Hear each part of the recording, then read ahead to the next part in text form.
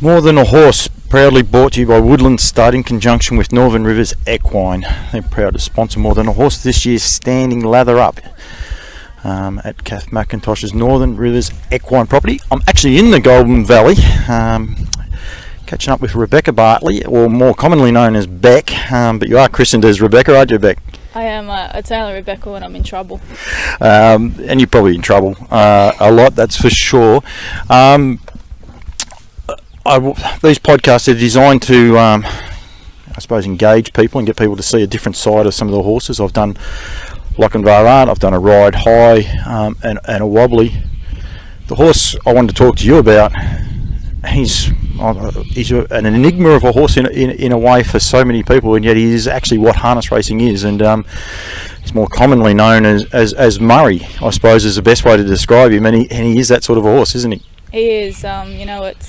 It amazes me. There's not many horses that the public know their stable names, and Smoking Up was known as Trigger, and now Ride High is getting known as Chainsaw. So to be a part of that, it's really amazing.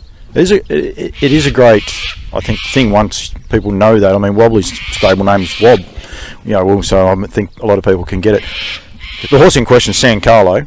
Where does Murray come from? We'll start at that part for a start. Was it just a name that came to him when he came here, or is there a story behind that? No, he was actually born here, and he's been here the whole way through. But I sort of get the blame for it when he was a young horse, because he's a bit of a funny horse. We used to tie him up to do his yard, and I forgot to untie him this one day, and apparently he drank the Murray River dry, so that's how he got Murray. And his mum's name's Bridge Player, so it was sort of quite fitting. It was quite so when you say he drank the Murray River dry, what, he drank a heap of water? He was just tied up for that long. Not all day, just a few hours. But lady that used to work for us, Ellen Davies, he was her boy, and I still ring her up a few times, and she's lets me know of it. That still reminds you of it. That's pretty funny, actually. He's a unique horse, and I know a little bit of the story behind him. You said he was actually born here, which I didn't know. But he is a lucky horse in a way to even be a racehorse, isn't he? Because he wasn't much good as a young horse.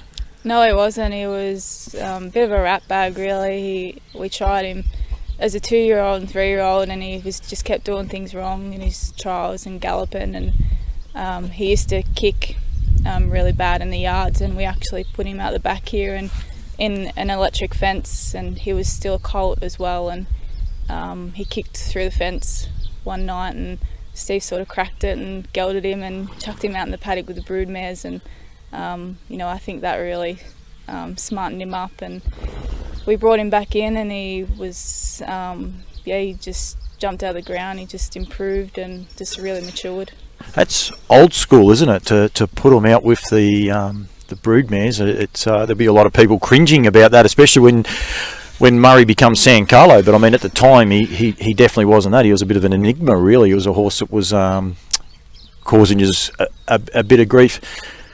Did he show anything as a young horse? You said that he was a problem child. Like, did he ever actually show you anything at all on the racetrack No, not track really. It was quite hard to get a gauge on what he was like, because he just used to gallop all the time, and Steve didn't think much of him, so I think that's why he chucked him out with the brood mares. And the old saying, respect your elders, so he got a bit of a smarten up, and I think that probably made him, really. He's an unusual horse. That's him actually behind you in the camera shot, and hopefully he'll come over and get a bit inquisitive a bit later on. But when I rocked up, there was a little bit going on. He was a bit stirred up in himself, which for the horse you see on the racetrack, it's not him. And the horse you see on the racetrack now is this professional racehorse that just keeps doing the job day in, day out. And here you are saying that when he was a 2, 3 and even early 4-year-old, he didn't show anything. He wasn't the same horse as what we're seeing now. No, there was a bit of a noise going on a bit early. He sort of gets a bit stirred up like that, and he is a bit of a funny horse. If something upsets him, he's not afraid to let it show him, and at the races, he's just such a cool, calm, and two completely different horses. And I know I spoke with Ellen Davies earlier. She done a lot of work with him early days, and because no one else wanted to walk him anywhere, because you'd see that tree that's been there for 50 years and spook at it. And but yeah, for him, I remember his first start, he just walked around when we were circling just like he'd done it forever. It was, it quite amazed you. His first race start? Yeah. How did he go in that first start? He won. He won. Yeah. The internet's down, so it's making a bit of grief for me to be doing me all me research, and we'll actually show it. We'll just go back a little bit, because I do know this story that it was basically a trial at Bendigo one night that he you guys sort of stood back and said, "Oh well, we might have something." Is that true? Yeah, he sort of we still didn't really know how quite good he was back then, and I don't think he won that trial, but he did go quite nicely. And I think every race he just improved out of sight, and once he started working with our better horses and fast class ones, that's when we really knew. And we never Steve sort of never felt the bottom of him at home, like we just never got to that stage yet. So I think that's when it really sunk in. Was there a time, like say we're talking before he has had his first race start or anything like that, and even perhaps before that first trial, was there a time when you guys both said, okay, we actually might have something, or was it still not until trials and then even races? Yeah, no, not until, I think it was about his sixth start. He ran in the Breeders' Crown 4-year-old, and I think that might have been when I think he ran 5th or 6th, but he went really nicely and he was really competitive, and I think that's the day that we realised that you had something a little bit special. So at home, like, he was this horse that didn't show you a lot before you trialled him and before you raced him. So once he started trialling and racing good, did he start to change a little bit in himself that way, or not even in that? Not really, no. Steve still had to sedate him right up until his first race start, I think, to put shoes on his back feet. So yeah, he I think with age he has settled down a lot more, and as you've seen before, he still can carry on a little bit, but that's him, and that's what makes him. Yeah, a 4-year-old gelding, and he still had to be sedated to be shot. He is lucky he made the races, isn't he? I mean, a lot of other people might have given up on him a little bit earlier. He never showed anything, he's never done anything, and yet Steve's still sedating him as a 4-year-old to take him. Yeah, that's Steve, he never gives in. So it's a great trait, and I think it's been well and truly. It's I think there'd be a lot of people there saying, well, it's exactly what harness racing needs. I mean, I think he's that sort of story because he's got a few battle scars on his legs. To look at him, no disrespect at all, he's a narrow-gutted gelding, isn't he? I mean, there's nothing. He's just a unique story. He's as I said, I've done Lochinvar Art and Ride High. They're both rock stars. They're rock stars to look at, and this bloke and Wobbly are a little bit the same. They're more your war horse, aren't they? They're a little bit more structured about the way they are. That's for sure. Your association here with Steve, and that you're not related in any way. You're just you're lucky enough to be part of the package. Do you pinch yourself a little bit with what's happened with this horse and the ride you guys have been on? Yeah, for sure. I've been here I'll be 13 years at the end of this year now, and just part of the family now, and pinch yourself every day. If I didn't come here, I don't know where I would have ended up, and I know Steve always says, I've only got these horses because of you, and but we're a great team, and to be here for 13 years, and can't even think if we've ever had a real blue. We're a good partnership and get along so good, and I think that's what makes it really work. He's unique. I was just looking at his stats because the internet has come back up, which is terrific from my point of view. I must say, he won his first 5 straight, but at no point in time did you guys sort of go wow about it. He was just going through the motions in those first 5 start races. Yeah, just going through the motions. I mean, we were amazed, of course, like, as anyone would be, to have one to win 5 in a row, and sort of the hype started to come up about him, and of course you thought, geez, how good could he be? And you don't want to think too far ahead, and but yeah, he done those races quite easy, really. So I think the scary thing was that we never seen the bottom to him at that stage, and he just kept improving. And he's been a great journey. Like you said, he contested the Breeders' Crown. He ran 6th as a 4-year-old because there was no heats in that. There was just basically you nominated and hopefully got in if you had enough points. 5 straight. Do you remember who won that race? I can't actually, no. No, he's I could actually tell you. I've got it all sitting here in front of me, but we won't worry about that. It was a good field. And that's one of the things you admire about this horse. Like, he seems to have always been racing the best. And Hector JJ actually won it, so there'll be a few people who remember that. Massini, my field, Major Crocker. So yeah, it was a very, very good field. So that's when you guys sat up and noticed. You've then, with this horse, you've done a lot of travelling. We actually joked we wanted to get Jono on to do it because Jono's seen more of the countryside probably with this horse than he would have, especially with his bull riding, that's for sure. And he's been a great for you to be able to get out and get around, but it must be good for you to have him as well, like to take him away and showcase both you guys' talents.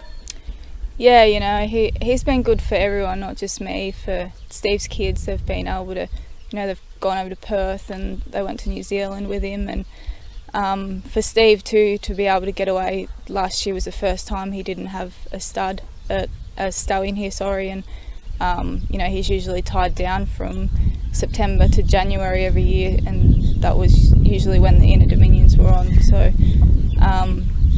for him to be able to get away, he absolutely loved it. And I think if you have a horse that you can travel with, you should go and do it, because the amount of people I've met along the way, and it's just been such a great journey. So you contested the first heat, and things weren't right leading into that night, and you probably had to drive him, accordingly, just to look after the horse. Possibly a bit of grief. A few people gave you a bit of grief about how you handled him that night and what was going on, without knowing the full story. And I think this is what I'm trying to do with More Than Horses, so people can actually understand the full story behind him. But you were saying that he just wasn't right and he was unwell, but you knew he'd get to the other side of it okay, like he just needed a bit of time to get through it. Yeah, he did. And being a smaller track, he sort of didn't really handle the track, so there was a few things that didn't go in our favour that night. And it was Steve and the owners, they were really happy. They were really, there was no pressure from them. And but I think just a few of the outside influences got in the way a little bit. And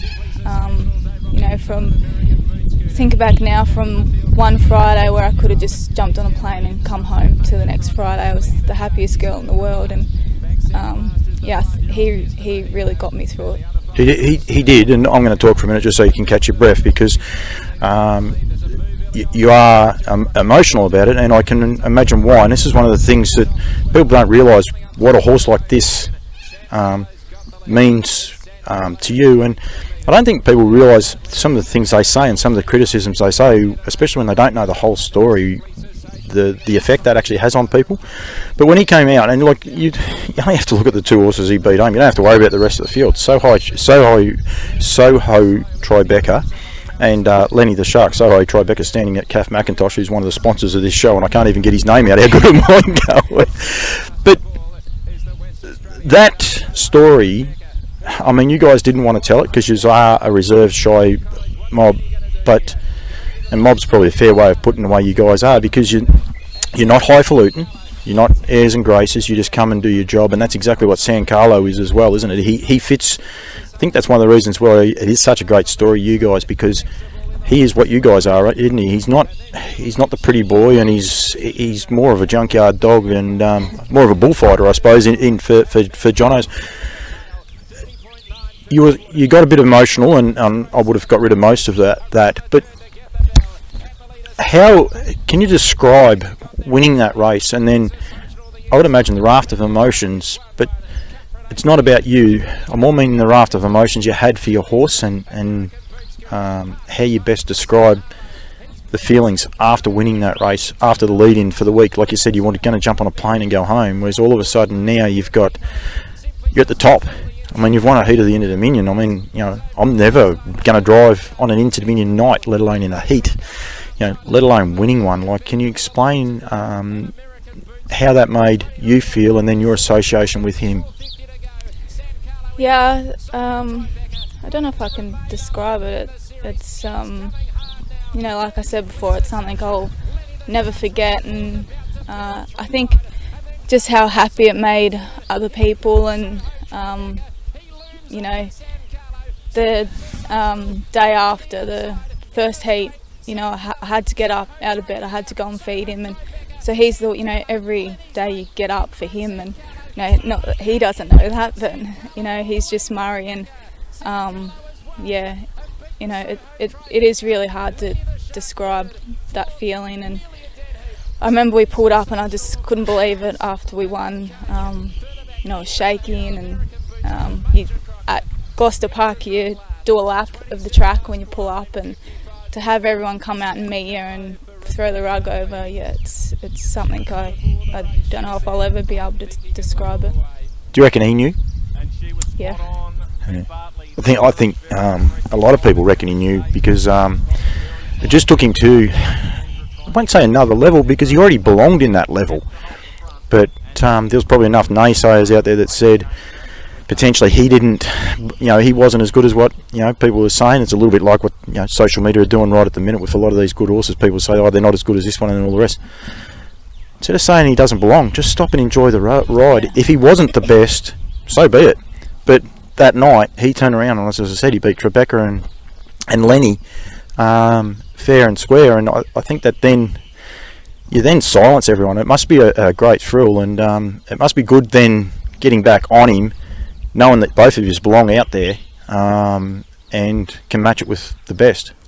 Yeah, I've been reading a little bit of Twitter lately as well, and a few people have said, oh, he's not a champ and that, and I don't like reading that stuff, because to someone in their head and heart they are their champion, and yeah, I'm like, I see all those people that say, oh, he's not that good, and I just think, well, I'm sure you'd like $500,000 in your bank account, and I'm sure you'd like to be going over to New Zealand, for New Zealand Cup and everything like that. So yeah, that really hurts me when I see people like that, right? The old saying, you can bag someone's partner but don't bag their horse. But he's our champion, and he always will be. I hope some of the people listening to this actually are aware of it, because even if he had got beaten that Inter-Dominion, and we'll talk about the Mildura Cup and the likes, and a couple of these other races that meant a lot to you after that, it doesn't matter, because as what you just alluded to, he's your champion, whether he wins in races or not. That's what these horses actually mean to harness racing. They are more than a horse. Yeah. And that's what I'm trying to capture. And I can tell you, Becky, you're giving me a lot. You give me a lot of editing to do, but that'll be fine. To rock up on the Inter-Dominion stage, do you reckon he knew it was the big time, like that last, when you're in the Inter-Dominion final, and there's, all of a sudden, 1 minute he's a non-player, the next minute he's a player in the biggest. Do you think he knows what's going on that night? Yeah, I'm not too sure. Going back to the night we won, I really did think he did know, because he's not usually quick out of the gate, and he's not known for his gate speed, and the track didn't suit him, and he was just determined to get to that first bend in front, and he tries his heart out 110% all the time, and I think sometimes he's just oblivious to it all. He doesn't know what is going on, and but yeah, I think he knows. He knows. He knows how proud he makes everyone. I think, in fairness to any Murray that's listened to this, I always sort of picture Murray as being a country bumpkin with maybe a few corks hanging off the hat, and I think he sort of fits that. He fits that description in a way. But the flip side of it is he can run like Usain Bolt, if you like, when he has to. I think one of the other telling tales that night for the Inter-Dominion would have been the fact that Jono rocked up with a tie on, so I think he would have been aware that something was definitely going on that night. So you come back from the Inter-Dominion, and there's possibly more perceived pressures and the likes, but internally, how was it then going, that's it, we're done, whatever happens after this, we've achieved what we need to achieve? Would that be a fair way of thinking about it? Yeah, I think so. You come back and you think, well, we've proved ourselves now, and and a few of the other races there was still the question whether he's still good enough, and but yeah, like I said before, to us he is good enough and we know he can do it, and I think once we got the taste of one Inter-Dominion, we were the next one, we'll want to get to the next one. Yep, and going from there. And he's 9 years old, but I mean, he was walking the paddock there like a 2-year-old. Some of the great scenes I did see, the Mildura Cup meant the world to everyone, and he was brilliant through that whole carnival and the rest. That would have been different pressure in a way, but just the elation, like Steve never gets the microphone, and I think Robbie Orber had trouble getting him off it that night. I think he was that happy with that night, wasn't he? Yeah, he was. That night actually, apart from Perth Heat, that one probably meant the most to me.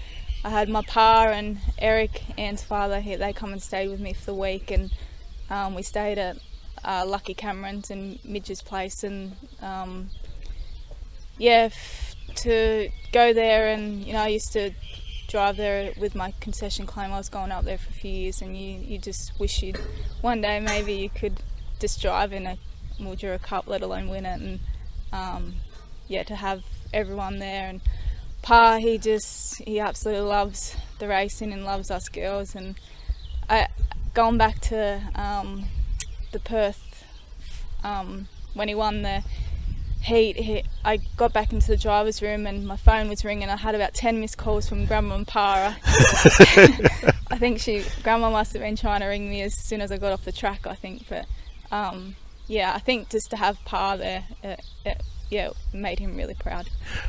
One of the although I've changed my way with him, but one of the more endearing parts about him from what I see from the distance is that he is such a sociable horse too, that I think anyone that gets around him seems to like him. Is that fair? Like, even at the races, he's not a nasty horse, he's not a standoffish horse in any way. Everyone seems to be able to just fall in love with him. I mean, Jason Bonington idolises him. I hope he still does, but he definitely did. He was one of his pin-up horses. But I would imagine that's because Jason's probably come up and done an interview with you, and then this endearing horse is just standing there, and you just got to like him, don't you? Yeah, I mean, he gets a little bit arrogant sometimes. He hates his head being touched, so some people come up and try and pat him on the head, and he lifts it up, and you just got to say, oh, just pat him on the neck. He's not being rude, but everyone loves him. And he's such a calm horse that he's not a fidget. He just stands. He'll stand in the stall all day, and they come up and want to put a photo. I'm sure he secretly loves the attention. I'm sure he does too, and if I can't get rid of that, I apologise for that. I had my phone on silent, but there's another little thing I should have done.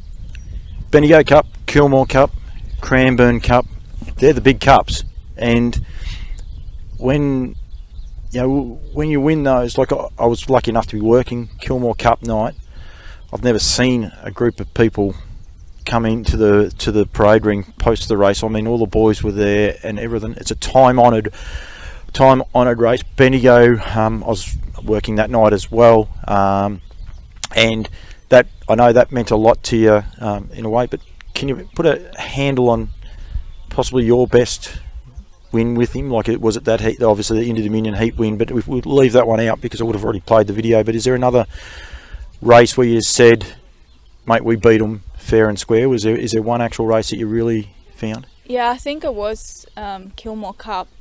I know before the race, that's one race Steve really wanted to win. He just wanted to win the Kilmore Cup, and we talked about it before the race on what we should do because he was first up from a spell, and Steve thought he might have needed the run, so he just said, just drive him quiet. If you have to go up the middle. And he was sort of the forgotten horse by this stage. There was a few other horses coming up that they were booming up and talking about. So, Buster Brady and the horses like them. And so we went out onto the track, and I was just expecting just to give him a quiet run, really, And we come out the gate and got our spot, and they weren't going overly quick. And he sort of wanted to come out and get going, and I just thought, hang on, mate, we'll just stay back here. And a few more metres, he went and he'd done it again, and I thought, righto, you're the boss, let's go. So off we went, and I always said he drives himself, he knows when to go, and that night he knew what to do.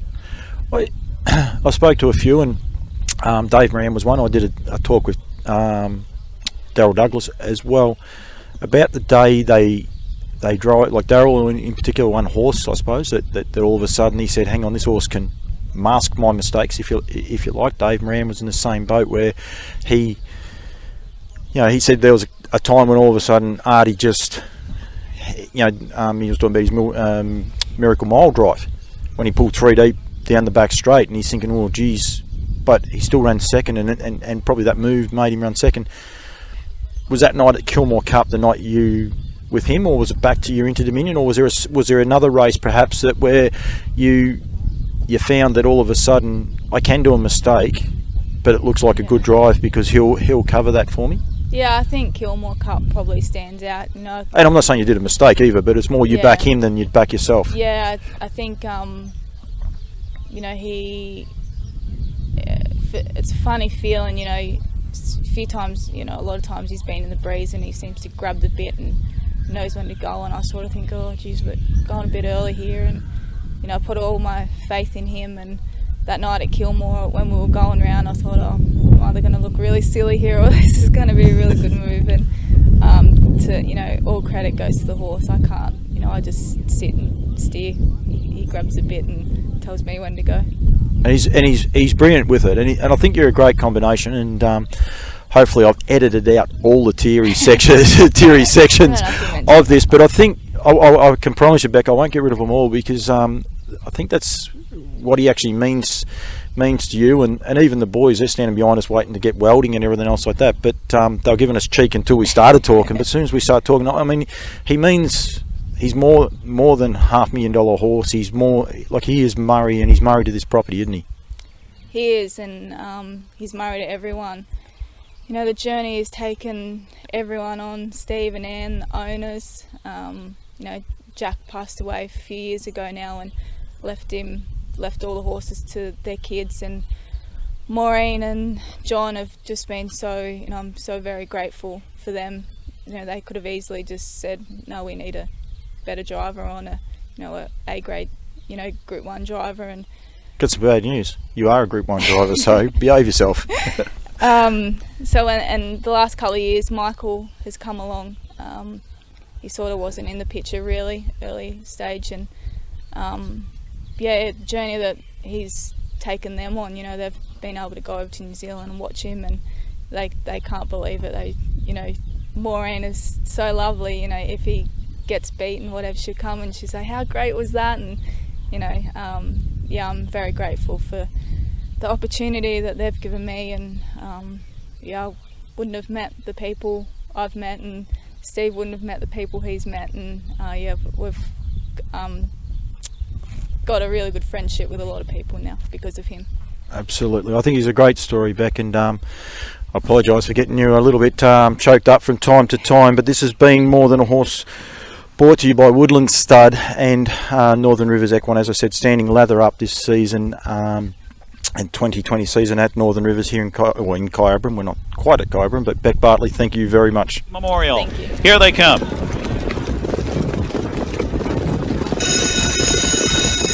And they're off, and This Is the Plan, flashing speed, and a big blast off from Dunwell. Dunwell to the front for Dexter Dunn. This Is the Plan from the inside. Dorso Duro Hanover. McWicked is fourth, and Ideal Feeling gets away fifth. Highlighter sixth. Filibuster Hanover going up seventh on the outside. Then on the inside, as they race the turn, it's Dunwell. And they race around the first turn with Beckham Z-Tam at the rear of the field, followed by Endeavor. Next to last here is Delta Winner, and then it's Western Joe. So Lather Up at the quarter in a wicket 25-1. It's Lather Up as they race off the turn and across the backstretch they go in the Sam McKee Memorial. Lather Up, and this is the plan, with Dorso Durrell Hanover in the third spot, and McWicket is a loose fourth at this point. Filibuster Hanover fifth on the inside. Highlighter goes up on the outside sixth. He'll be followed by Dunwell on the outside. Then it's Beckham Z-Tam, Endeavor to the outside, and at the rear of the field it's a Delta Winner, and Western Joe, the defending champion, is last. A half up in 53 seconds, so it's Lather Up, the fastest horse in Meadowlands history and co-holder of the world record of 146, in front by 2 for Montreal Teague. This is the plan on the inside second. First over comes McWicket, the horse of the year. He's off win. Brian Sears has him a gear now second on the outside. Live cover for Filibuster Hanover, and Tetrick now fourth on the outside. Dorso Durrell Hanover is shoveled to fifth. Ideal Feeling to the outside sixth. So they hook up past three quarters in 120-1.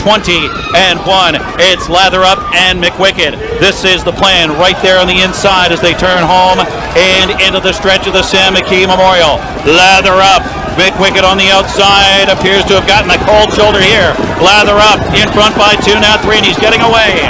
This is the plan on the inside. Then it's McWicket and Dorso Durrell Hanover. Lather Up absolutely destroys them, and he wins again. Lather Up. Then this is the plan. McWicket and Dorso Durrell Hanover in 1:59-2 for the mile and 1/8.